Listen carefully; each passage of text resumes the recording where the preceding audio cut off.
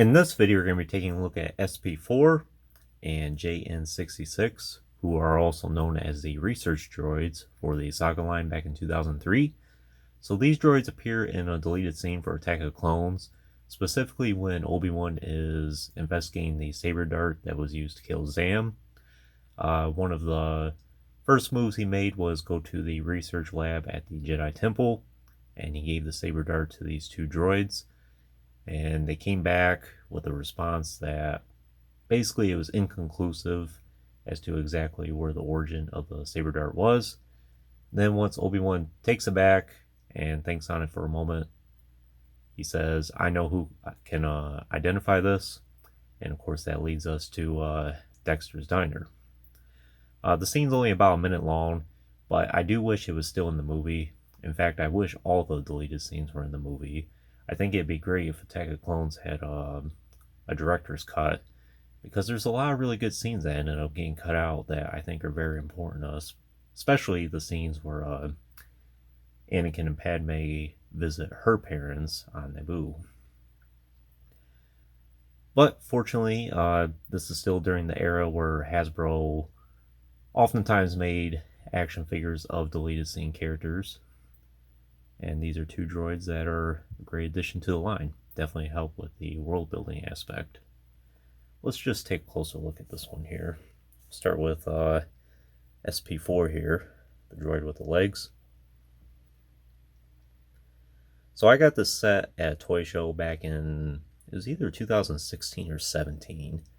The guy I got these from, he saw that I was about ready to buy this from him, and he says, I don't remember seeing these droids in the movie at all. And of course I told him it's from the deleted scene, and then he said, that's probably why, but that's just something that's always stuck out to me.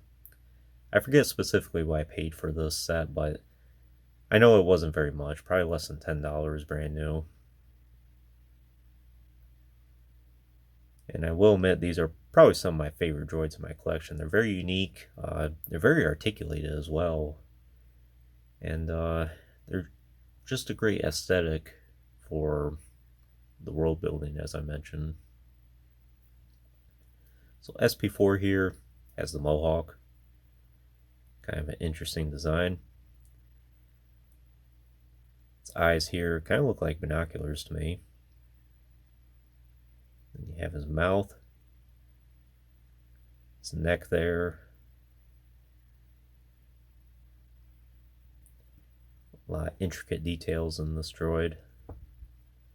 Most of the colors are some greens and silvers mostly. But you can see like the piston rods and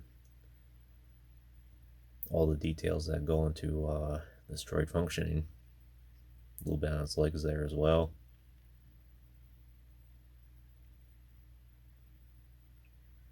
See some of the wiring here.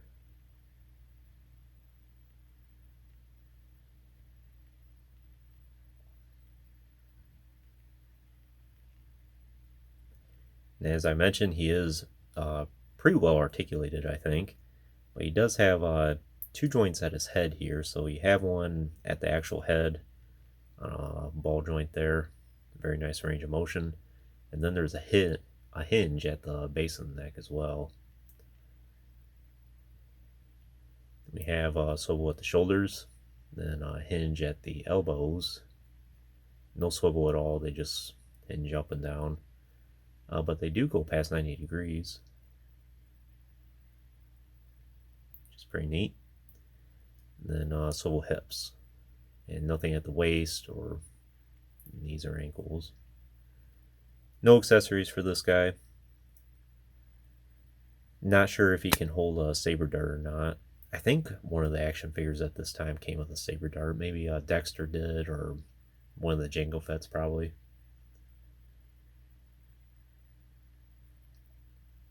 But I'd be very curious to try that out at some point. So it's SP-4. Next is his companion, JN-66.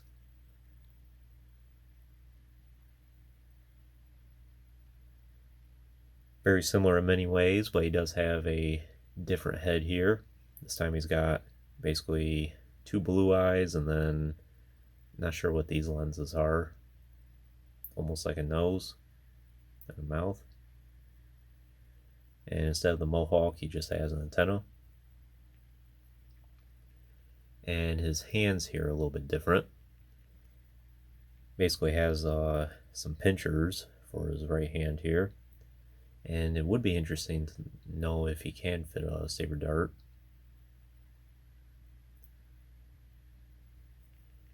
And then you have this one here as well, which that definitely looks like it's meant to hold something. I'm not sure, because he doesn't come with any accessories either, unless you count the display stand here, which is removable.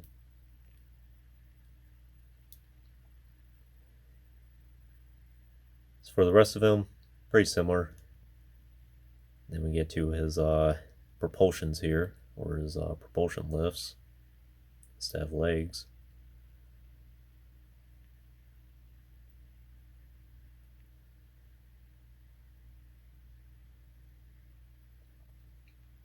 Articulation is the exact same except for the legs here, but the joint, the neck, and then the head itself.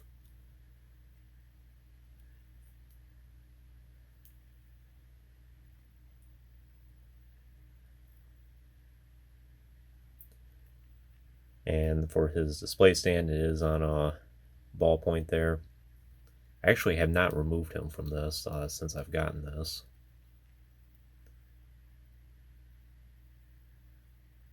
There's not really a need to take it off.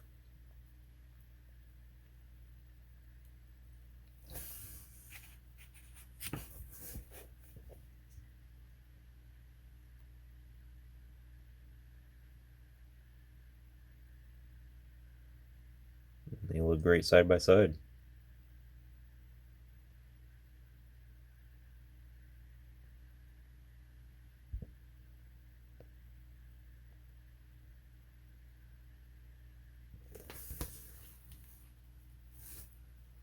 And a complimentary action figure for them. Of course, Obi-Wan Kenobi himself. And he looks great with them as well. These droids would be great for a Jedi Temple display. Not sure how that would happen. I'm sure there's people out there that do 3D prints of it. But that would be a neat scene to make, I think. I would enjoy making that.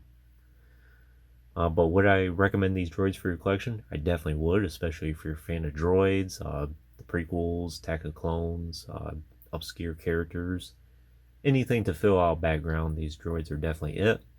I think it's one of the best action figure sets that was released during the Saga line, because of course we've had many of the main characters in Jedi made during that era, but most of them have been updated since then. These droids will probably never get updated ever again from Hasbro, and quite frankly there's no need to, because they're perfect for what they are. And they're some of those action figures that are always going to stand the test of time, and they're perfect for what they are, and I'm glad they're a part of my collection. But anyways, that concludes this review. I hope you enjoyed it. Stay tuned for playing more in the future. There's always more to come. If you haven't already, please like the video and subscribe to the channel. I appreciate your support. And check out the links in the description if you haven't done so already. Of course, as always, thanks for watching.